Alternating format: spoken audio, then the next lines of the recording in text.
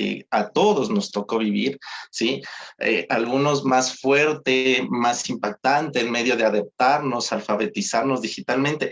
Definitivamente una situación que el COVID trajo positivo. Y desde la educación y desde nosotros como la academia tenemos que verla desde el lado positivo, porque para negativos hay un montón de cosas, un montón de problemas que se nos presentaron, pero creo que el rol del docente universitario, al menos inclusive desde la universidad central, entendiendo las realidades de nuestros estudiantes, estamos llamados a entender y a sacar esa positividad en la cual se tiene que entender los efectos de esta pandemia.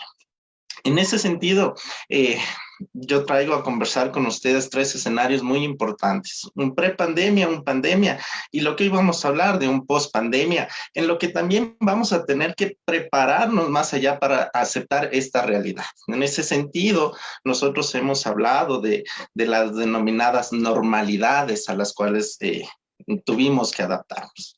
Cuando hablamos de la prepandemia, hablamos de un proceso y una consulta de saber qué tan familiarizados estábamos con la parte de las TIC, de estas tecnologías de la información y comunicación, que como docentes, por un lado profesional, yo conozco en medio de la Universidad Central, que es el espacio en el cual nos desarrollamos, docentes altamente calificados en la parte de sus profesiones, pero sí logramos identificar que teníamos problemas con el tema de estas nuevas tecnologías, con el tema de acoplarnos a reuniones por internet, por el tema de acoplarnos a cómo yo transmito mi presentación a estudiantes, y muchos de los estudiantes con el temor en el que se le ve al docente en estas relaciones de poder, preferían apagar su cámara porque pensaban que el docente me está viendo y si me ve me va a preguntar.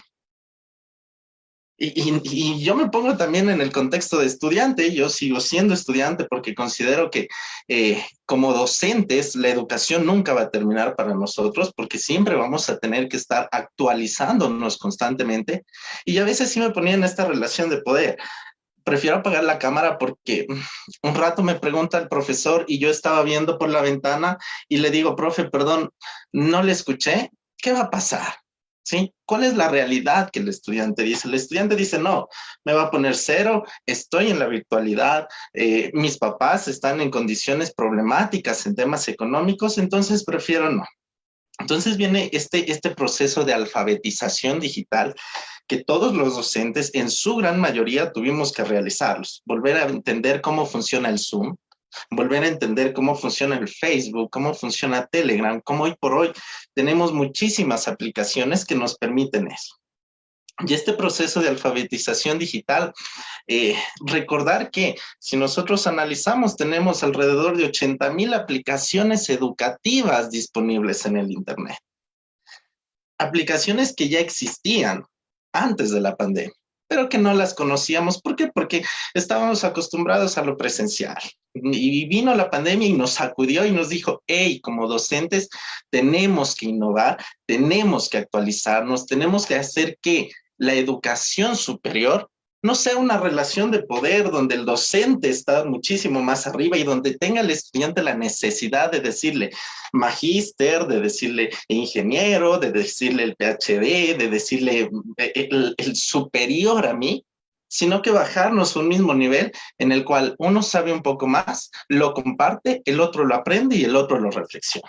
Entonces nos trajo este punto de, hey, la educación superior tiene que evolucionar con esta pandemia. Ya existían aplicaciones, como les comento, hagamos una búsqueda rápida en cualquier buscador, alrededor de 80,000 aplicaciones educativas. ¿Cuántas conocíamos nosotros? Seguramente 2, 3, y que estaban, y miren, lo importante de esto es que están súper al alcance de nosotros. Hoy por hoy, las estadísticas nos dicen, al menos existe un teléfono en el hogar, al menos ya el teléfono hoy por hoy es una herramienta que la necesitamos día a día, ¿sí? Y que nos sirve también para la educación. Aplicaciones, miren, hoy por hoy. Por ejemplo, los juegos de ruletas para facilitar la intervención de todos los participantes. Entonces, nos trajo este punto de decir, bueno, vamos a conocer qué hay más allá del Internet, vamos a entrarnos a este Internet. Y empezamos a descubrir y alfabetizarnos. Miren, alfabetizarnos de forma, y yo lo considero de forma obligatoria, ¿sí? Porque el docente que no se alfabetizó antes de la pandemia tuvo que hacerlo. No tenía otra opción. No le podía yo enviar las clases por correo electrónico. Tenía que alfabetizarme y tenía que empezar a generar estas estrategias. Vino la pandemia y en medio de la pandemia todos fuimos aprendiendo. ¿Cómo hacer, sí? ¿Cómo hacer de que el estudiante no se sienta presionado a encender su cámara, sino que haga un gusto? Enciendo mi cámara y decir, hola, profe, ¿cómo está? Profe ni sabe, perdón si estoy exponiendo, perdón si en el fondo se van a oír más ruidos. ¿Por qué? Porque claro, empezamos a convivir en un espacio de 4 paredes gigantes que yo le llamo al hogar, donde habíamos más personas, donde mamá tenía que cocinar, donde papá tenía que trabajar en el mismo espacio, ¿sí? E insisto nuevamente, conociendo la realidad del estudiante de la Universidad Central, ¿sí? La realidad socioeconómica, donde muchas de las veces un dispositivo para 3 hermanos, ¿sí? Y el hermano que tiene clases de 7 a 12, viene el hermano mayor que tiene 1 hora clase de su universidad entre las 9 y las 10 y empezó a complicar mucho estas situaciones. Entonces, esta pandemia, insisto, eh, durante la pandemia, sobre todo en los primeros meses que fueron los más críticos para todos, para acoplarnos de una presencialidad a una presencialidad virtual, definitivamente asumen muchos roles. Entre esos roles y esos problemas que nosotros enfrentamos, el claro ejemplo de la disponibilidad de aulas virtuales. Muchos docentes ya trabajábamos con el tema de las aulas virtuales que estaban disponibles. Y de un día al otro, ¿saben qué? Todos los docentes tienen que trabajar, porque es una obligación. Y es ese salto tecnológico también a aprender cómo funciona el aula virtual. Muchos de los estudiantes, y yo eso considero eh, la adaptabilidad tecnológica fue mucho más fuerte para nosotros desde el rol de docente que que no habíamos estado tan acoplados con ellos, ¿sí? Versus al estudiante, que el estudiante le damos el enlace de Zoom, de Teams, rápidamente se conecta desde el celular, me envía trabajos desde el celular y ellos, ida y vuelta. Realmente tal vez a quien más nos costó esta alfabetización fue nosotros como docentes. Profe, el cuestionario ya está habilitado y nosotros diciéndole que recién a las 3 se habilita, pero lo habíamos habilitado 3 días antes porque no vimos la disponibilidad. Profe, ya acabé un intento, pero volví a hacer el cuestionario otra vez más y en esta sí me saqué una mejor nota. Mm, claro, muy bien, felicitaciones, aunque no lo teníamos programado. Entonces, a nosotros realmente nos costó, ¿sí? De lado y lado también, como les comento, en medio ya de esta pandemia, la aplicación de estrategias digitales justamente nos sacudió mucho y en ese sentido estrategias que tienen que ver sobre todo, por ejemplo, a cambiar, ¿sí? Y esto es algo que en lo personal me ha funcionado, a dejar de pensar que el celular en medio de la clase es un problema o es un distractor, ¿sí? Eh, evito, por ejemplo, ¿sí? Evito, por ejemplo, utilizar presentaciones y compartir la pantalla del Zoom. ¿Qué hago? Hago mi presentación, dependiendo la complejidad del tema, 10, 12 diapositivas y las guardo en formato JPG, las guardo como imagen. Y estamos conversando con mis estudiantes en un tú a tú, porque tiene que ser eso, tiene que ser un face to face, ese espacio que genere esa confianza de decir, ya me equivoqué, jajaja, ja, ja, nos reímos, retroalimentamos y me dice, ya, nuevamente el mismo caso, el mismo ejemplo, y el estudiante te dice, oh, ahora ya sé, de eso se trata. ¿Qué hago? Empiezo a pasar imagen por el grupo de WhatsApp. Entonces el estudiante llega y abre ya su teléfono y empieza a ver, ah, mira, estamos en esta parte. ¿Qué no entiendes? Abre el teléfono, abre el internet. Muchos estudiantes nos reclaman y nos dicen que en medio de la pandemia les prohíben utilizar el teléfono y les hacen apagar el teléfono frente a las cámaras. Debemos usarlo el teléfono como una herramienta que nos sirva, que nos funcione. Pero claro, eso es complejo el lograr captar la concentración de todos, sobre todo tomando en cuenta la realidad. Tenemos cursos, hablando desde nuestro espacio como Facultad de Ciencias de la Discapacidad, cursos alrededor de 60, de 70 estudiantes, no se diga en otras carreras, donde somos bastantísimos, y en una pantalla, en el Zoom, que la puedo configurar hasta 40 vistas, ¿sí? Que lo complica. Sin embargo, ese tiene que ser el camino de atraer a mi estudiante, de atraerlo a esta misma línea, a esta misma posición de confianza, que lo haga intervenir. Método de WhatsApp, de los grupos de WhatsApp, funcionan increíblemente. Como experiencia, siempre programo las clases con lo que denomino el video análisis. Todo estudiante me prepara, busca en Facebook, porque Facebook es una herramienta importantísima en la educación. No es una red social, ¿sí? Yo tengo que utilizarla para que esta red social tenga un efecto en la educación. Primera cosa, primera clase que siempre nosotros tenemos, va a abrir su Facebook, ¿sí? Hago una evaluación de si todos tienen o no tienen Facebook. Si alguien no lo tiene, lo soluciono. Facebook no es el único, ¿sí? Tengo grupos de WhatsApp, tengo grupos de Telegram, tengo Instagram, tengo un montón de redes sociales donde buscar. ¿Qué hago? Perfecto. Mi cátedra habla sobre la gestión y prevención de riesgos de desastre. Perfecto. Vamos a buscar lo que la gente hace, ¿no? Ve que se derrumba la montaña y grabemos. Y claro, algunos decimos, no, pero en vez de ayudar, y la gente, claro, y un montón de cosas.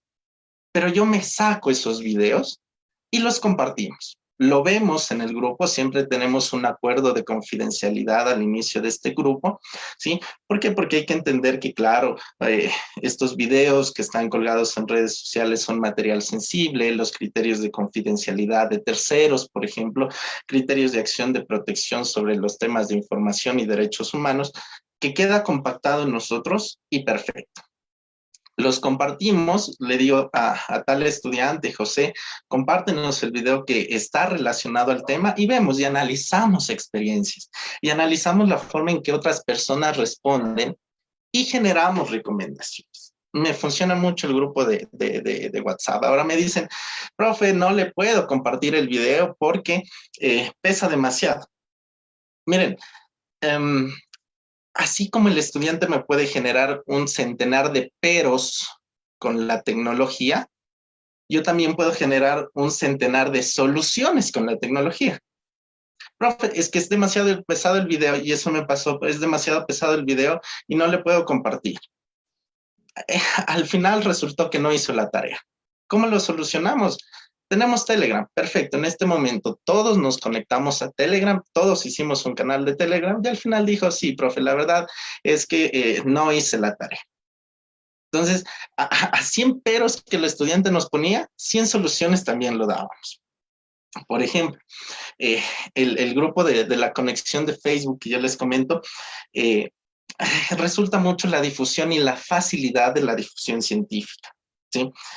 Nosotros como académicos, que entiendo estamos aquí en esta sala, siempre buscamos plataformas digitales para la búsqueda de la información y a veces ese detallito de decirle al estudiante, ¿sabe qué? Ingrese a Scopus Science, a Direct, a cualquier plataforma, le empieza a complicar más y más y más esa búsqueda de información. Y yo como estudiante ya empiezo a poner los peros a la investigación.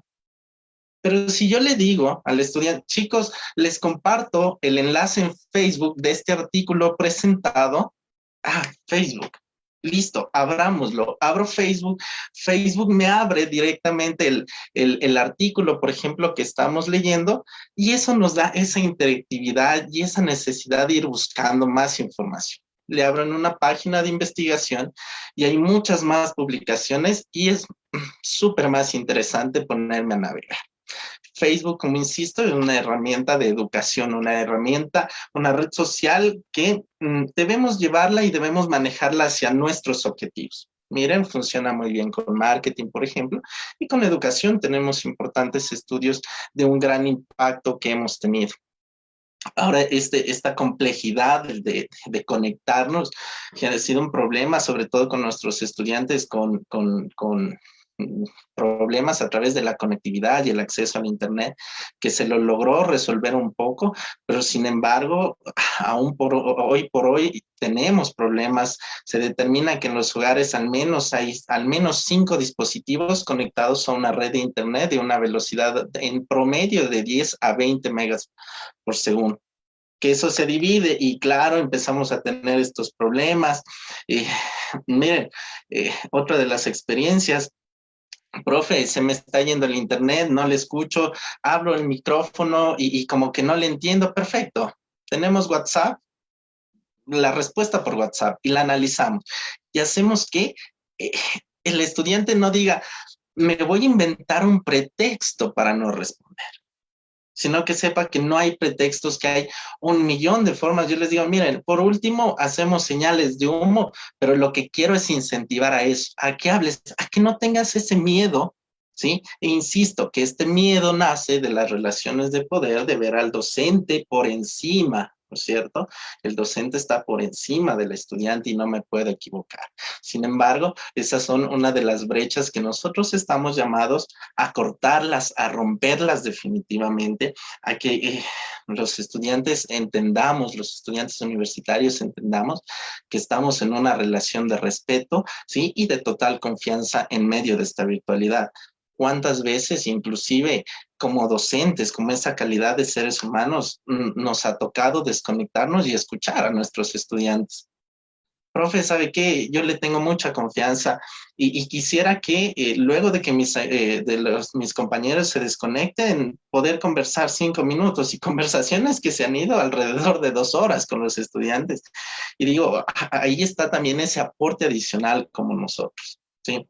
Como un verdadero docente de la educación superior, el aportar más allá de la teoría, ¿sí? Yo creo que eh, la teoría profesional como tal es un ente muy importante, pero si olvidamos esa calidad de seres humanos, mmm, definitivamente me deja muchas dudas. Yo trabajo para el área de la salud, soy paramédico de profesión y siempre les digo a mis estudiantes, la parte profesional es una cosa que no se discute. O se es profesional en la medicina prehospitalaria o se es profesional. Pero junto a ello y al mismo nivel está la calidad de seres humanos. ¿Sí? No puede existir un personal de salud, al menos desde el área de mi conocimiento, no puede existir un personal de salud que sea ajeno al dolor humano. Y lo mismo tiene que ser en las otras profesiones. Tenemos que entender que el centro, ¿sí? El centro de la academia, el centro de la universidad es el ser humano, es la persona como tal en toda su esencia. Y eso también nos ha llevado en medio de esta pandemia. La aplicación de apps, pizarras electrónicas que nos permiten compartir eh, presentaciones, juegos, un montón de actividades. Miren, plataformas como YouTube, en el cual resulta importante que el estudiante hable, ¿sí? Y una de las aplicaciones también que comparto con Nati, compañera de trabajo también, es el hacer que hablen de su materia con su propia familia. ¿Cómo comparto conocimientos si solo me lo quedo yo? Cojo el cuaderno, lo leo, lo aprendo y listo. El aprendizaje está demostrado que de esa forma es súper bajo, ¿sí? No resulta tan provechoso como el hecho de que yo le diga, ¿saben qué? Se van a grabar 1 minuto exponiendo un tema a su familia. Y veo cómo la familia se empieza a inmiscuir. Empezamos a apoyarnos entre todos. Estrategias que a unos nos ha funcionado, a otros no nos pueden funcionar, que las hemos ido modificando en el camino, sí, pero que al final al final, no sé si decirlo, de esta pandemia, nos va a resultar mucho para venir a este tercer espacio que les quería comentar, que es cómo vemos esta pospandemia, ¿sí? Aquí hay que entender nuevamente a qué vamos a definir como la normalidad. ¿Sí? Siempre escuchamos eh, por temas de bioseguridad, hoy vivimos la nueva normalidad de ponerse mascarilla. Yo les decía, eso es un error. No es normal que la persona tenga que salir a la calle con mascarilla, con miedo de que alguien se me acerque, mientras más lejos de ti estoy mejor. Eso no era normal, ¿sí? Lo normal es que podamos salir, disfrutar, convivir, socializar. Eso somos los seres humanos. Y también traslado yo este pensamiento hacia cuál es la normalidad realmente en la educación superior. ¿Sí? ¿Qué es y qué entendemos por lo normal? ¿Si es lo común? No, ahí yo le cambiaría la palabra. Lo normal no tiene que ser lo común, ¿sí? Lo común es lo monótono, lo que creemos que está bien, lo que a mi parecer ha estado bien. Sí, y a veces nos cerramos en eso. Miren, como estudiante de pregrado a veces era complicado ya hace 6, 7 años y teníamos nuestros profesores con vasta experiencia, pero que usaban un libro que uno decía, ya el librito está como que un poquito desactualizado. Sin embargo, para el docente en su ser y en su libertad académica, él consideraba que era el mejor libro. Y sí, pudo haber sido el mejor libro para su época. Pero eso era lo común. Entonces, ahora vamos a esta normalidad, a entender qué es la normalidad en la educación superior, esta pospandemia, ¿qué nos espera? Nos espera continuar con estos mismos espacios, ¿sí? Nos espera abrirnos a los estudiantes y a entenderles esa realidad. Recuerden que hoy por hoy, si van a regresar a lo presencial, muchos de nuestros estudiantes les espera una hora de viaje hacia nuestra universidad, una hora de regreso hacia su casa y las horas que puedan hacer sus tareas. Y eso también debemos de volverlo a reformular. Nuevas alternativas de evolución de evaluación que sí nos hicieron pensar, ¿es suficiente que el estudiante de pregrado haga un ensayo académico? ¿Es suficiente mandarles a hacer un trabajo escrito? Mm, Dependería de las áreas de estudio. Necesitamos memorizar conceptos. En el pregrado, sí, el análisis crítico, sí, el análisis basado en la evidencia, el aprendizaje basado en los problemas es importante, pero memorizar definiciones es importante. En el área de la salud, yo no puedo decir qué opina del huesito que está aquí en la mano. No, necesito que me recite algunas cosas que son vitales, ¿sí? Y que tal vez mediante un ensayo no lograron cumplir eso. Yo creo que en esta pospandemia otro de los desafíos que nosotros como docentes tenemos es intentar igualar todo lo que no se pudo hacer en la virtualidad, como un concepto de responsabilidad, ¿sí? Hacemos todo lo posible porque nos entiendan en una computadora, pero la curva de aprendizaje no es igual que un modo presencial, no lo va a ser. Nos hemos dado cuenta que no es, a pesar de múltiples intentos, múltiples acciones como tutorías personalizadas, tutorías en grupos pequeños, refuerzos una y otra vez que no va a ser. Entonces sí creo que esta pospandemia nos queda también ese grado de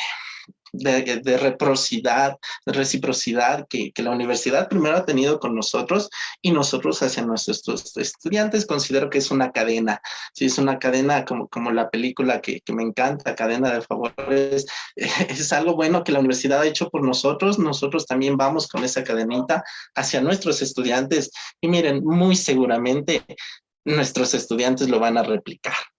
¿Sí? Y empieza a pasarse todas estas buenas acciones de cadena en cadena y definitivamente aportamos en dos cosas importantes, en la formación profesional y también en la formación como personas. Recomendaciones, las aplicaciones digitales tienen que estar presentes y seguir. Es como lo que sucedió, miren, experiencias en ciudades pequeñas, yo les comento por el tiempo que pasé fuera de la ciudad de Quito, en las que los servicios de delivery eran una cosa que no, o sea, yo tranquilamente voy, compro y regreso. Y son cosas que hoy, ¡boom!, explotaron a nivel nacional y a nivel mundial.